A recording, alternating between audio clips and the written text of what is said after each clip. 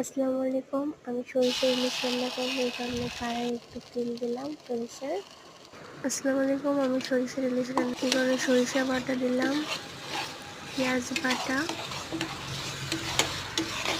এরপর সরিষা বাটা দিলাম, পেঁয়াজ বাটা দিলাম, একটু নাড়াচাড়া করে